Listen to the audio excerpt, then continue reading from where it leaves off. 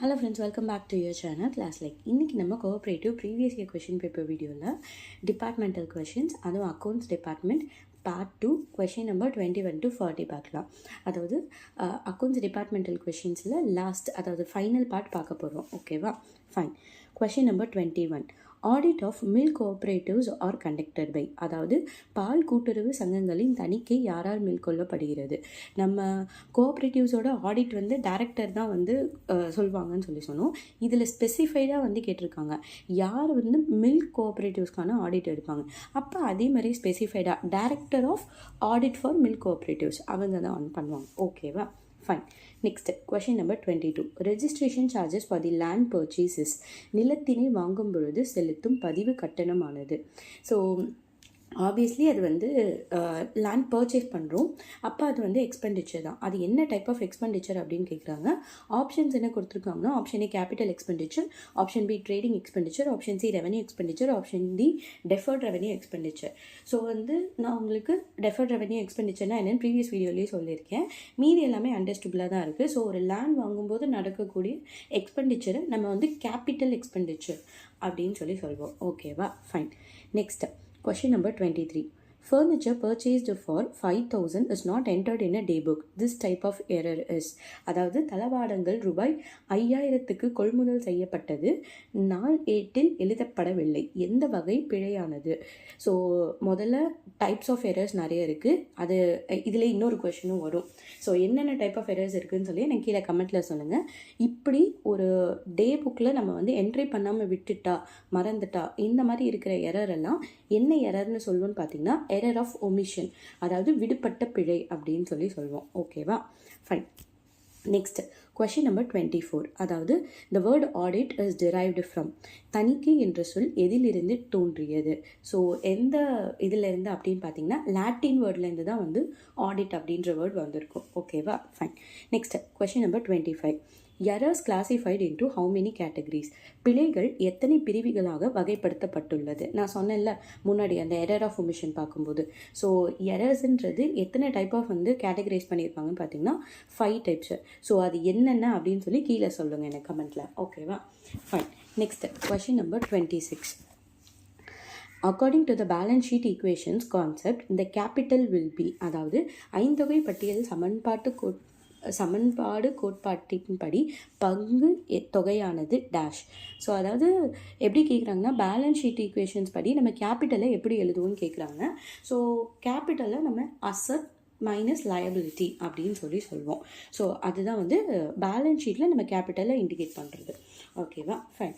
Next question number 27. Internal auditor is appointed by, அதாவது உட்தணிக்கையாளரை நியமனம் செய்பவர். நம்ம வந்து இது ஆல்ரெடி போன வீடியோவில் பார்த்துருக்கோம். இன்டர்னல் ஆடிட் வந்து சார்ட்டர்ட் அக்கௌண்ட்டாக இருக்க தேவையில்ல அப்படின்னு சொல்லிட்டு, இப்போ வந்து யார் அதை வந்து அப்பாயிண்ட் பண்ணுவாங்கன்னு கேட்குறாங்க. மேனேஜ்மெண்ட்டு தான் வந்து அப்பாயிண்ட் பண்ணும். ஓகேவா? So management is the correct answer.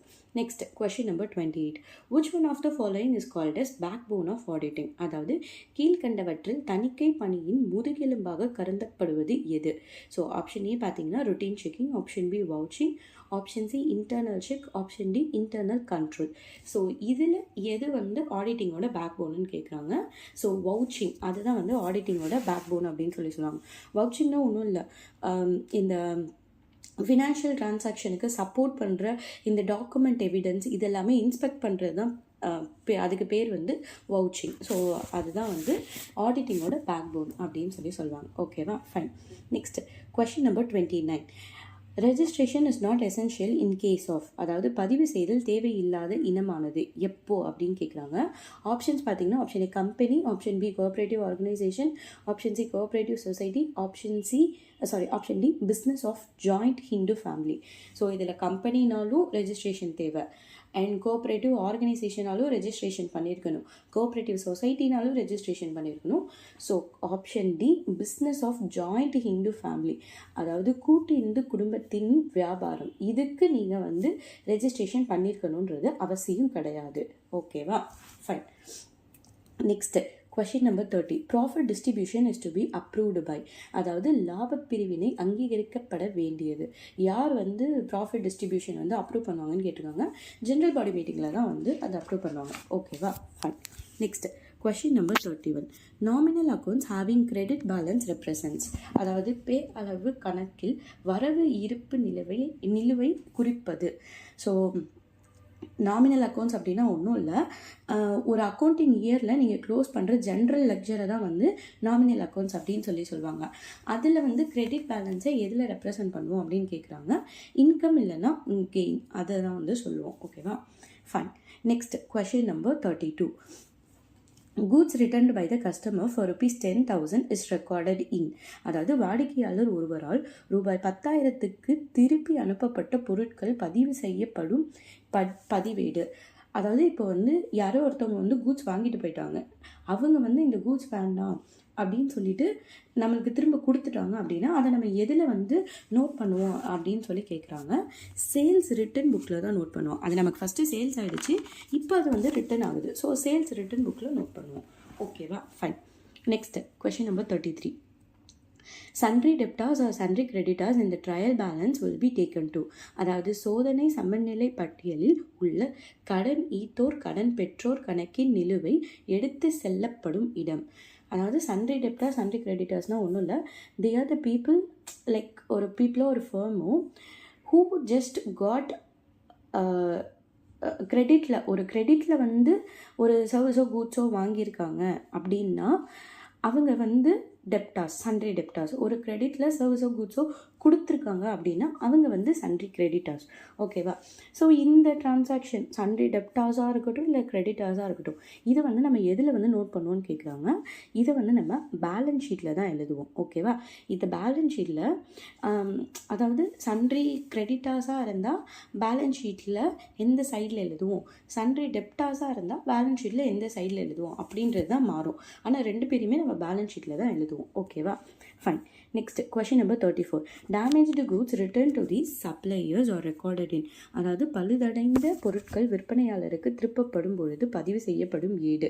So obviously ஒரு கூட்ஸ் வந்து டேமேஜ் ஆகிடுச்சு, ஸோ நம்ம சப்ளையருக்கு ரிட்டர்ன் பண்ணுறோம் அப்படின்னா அதை வந்து பர்ச்சேஸ் ரிட்டர்ன் புக்கில் தான் கொடுப்போம். அதை நம்ம பர்ச்சேஸ் பண்ணிட்டோம் ஆனால் டேமேஜாக இருக்குன்னு சொல்லி ரிட்டர்ன் கொடுக்குறோம். So purchase return book. ஓகேவா, fine. Next question number 35. Credit balance under sundry debtor account will be shown in, கடன் பெற்றோர் கணக்கில் வரவு இருப்பாக உள்ள நிலுவை குறிப்பிடப்படுவது. ஸோ சொன்னல இது வந்து நம்ம பேலன்ஸ் ஷீட்டில் தான் எழுதுவோம். ஸோ இவர் யாருன்னா சன்ட்ரி டெப்டார்ஸ், அதாவது கடன் வாங்கியிருக்கிறவர். ஸோ பேலன்ஸ் ஷீட்டில் லயபிலிட்டி சைடில் தான் கடன் வாங்கியிருக்கிறவரை நம்ம எழுதுவோம். பேலன்ஸ் ஷீட்டில் அசட் சைடில் தான் வந்து நம்ம இந்த சன்ட்ரி கிரெடிட்டார்ஸை எழுதுவோம். ஓகேவா, இதை தெளிவாக புரிஞ்சுக்கோங்க. Next question number 36. Acute interest receivable will be shown in, அதாவது ஏரிய வட்டி வர வேண்டியது காண்பிக்கப்படும் இடம். ஸோ எதில் வந்து நமக்கு வட்டி வரணுன்றதை காமிப்போம் அப்படின்னு பார்த்தீங்கன்னா பேலன்ஸ் ஷீட்டில் அசட் சைடில். ஓகேங்களா, fine. Next question number 37. Closing stock will be, அதாவது இறுதி சரக்கு இருப்பானது. ஸோ க்ளோசிங் ஸ்டாக்ஸ் எங்கே வைப்போம் அப்படின்னு பார்த்தீங்கன்னா ட்ரேடிங் அக்கௌண்ட்டோட கிரெடிட்டிங் சைடில், அதாவது கிரெடிட்டட் இந்த ட்ரேடிங் அக்கௌண்ட். ஓகேவா, fine. Next question number 38. Gross profit இந்த trading account will be taken to, அதாவது வியாபார கணக்கில் உள்ள மொத்த லாபம் எடுத்து செல்லப்பட வேண்டியது. ஸோ எங்கே வந்து நம்ம இதை எடுத்துப்போம் அப்படின்னு பார்த்தீங்கன்னா ப்ராஃபிட் அண்ட் லாஸ் அக்கௌண்ட்டில் கிரெடிட்டாக நம்ம வந்து எடுத்துப்போம். ஏன்னா நமக்கு இருக்கிறது gross profit. So credit to the profit and loss account. ஓகேவா, fine. Next Question number 39. Which one of the following is not an objective of auditing? அதாவது கீழ்கண்டவற்றில் தணிக்கை நோக்கம் அல்லாதது எது? ஸோ இதுக்கு ஆப்ஷன் ஏ பார்த்தீங்கன்னா ascertain the profit, option B வந்து detection and prevention of frauds, option C give true and fair view of financial position, option D give reports to the sundry creditors. So இதில் வந்து அசர்டைன் த profit அப்படின்னா லாபத்தை கணக்கு பண்ணுறது. அதே மாதிரி டிடக்ஷன் அண்ட் ப்ரிவென்ஷன் ஆஃப் ஃப்ராடுனா எந்த விதமான ஒரு ஃப்ராட் ஆக்டிவிட்டீஸும் இருக்கா இல்லையா, இனிமேல் நடக்காமல் இருக்கிறதுக்கு அதை ப்ரிவென்ட் பண்ணி டிடெக்ட் பண்ணுறது. நெக்ஸ்ட் வந்து giving true and fair view of financial position. So என்ன வந்து நம்ம நிதி நிலையில் இருக்கோம் அப்படின்னு சொல்லி கொடுக்குறது. அண்ட் லாஸ்ட் ஃபைனல் பார்த்தீங்கன்னா சன்ட்ரி கிரெடிட்டார்ஸ்க்கு ரிப்போர்ட் கொடுக்குறது, அதாவது நமக்கு கடன் கொடுத்தவங்களுக்கு நம்ம வந்து ரிப்போர்ட் கொடுக்குறது. இதில் ஃபஸ்ட்டு 3 தான் நமக்கு தேவை. அதுதான் வந்து ஆடிட்டிங்கோட அப்ஜெக்டிவ். லாஸ்ட் ஒன் இருக்குல்ல, give report to the sundry creditors, அது தேவை கிடையாது. ஓகேவா? Fine. Next question, last question number 40. Audit which is compulsory under the law is called as. அதாவது சட்டத்தின்படி கட்டாயமாகப்பட்ட தணிக்கை அழைக்கப்படும் விதம். ஸோ ஆல்ரெடி இது ப்ரீவியஸாகவே பார்த்துட்டோம். ஸ்டாச்சுட்டரி ஆடிட் அப்படின்னு சொல்லுவோம். அதாவது சட்டப்பூர்வமான தணிக்கை அப்படின்னு சொல்லுவோம். ஓகே ஃப்ரெண்ட்ஸ், ஹோப் இன்றைக்கி நம்ம 20 கொஷின்ஸ் முடிச்சிட்டோம். அண்ட் இதோட இந்த கோஆப்ரேட்டிவ் அக்கௌண்ட்ஸ் டிபார்ட்மெண்டல் கொஷின்ஸ் வந்து முடிஞ்சிருச்சு. அண்ட் இதில் உங்களுக்கு ஏதாவது டவுட் இருந்துச்சுன்னா கீழே கமெண்ட் செக்ஷனில் கேளுங்க. அண்ட் நெக்ஸ்ட்டு வேறு ஏதாவது ஒரு டிபார்ட்மெண்டல் கொஷினோடு நான் வந்து உங்களுக்கு சொல்கிறேன். அண்ட் அது வரைக்கும் நம்ம சேனலை சப்ஸ்கிரைப் பண்ணிக்கோங்க. அண்ட் உங்களுக்கு தேவைப்படுற ஃப்ரெண்ட்ஸ் எல்லாருக்கும் ஷேர் பண்ணுங்கள். தேங்க்யூ ஃபார் வாட்சிங். பாய்.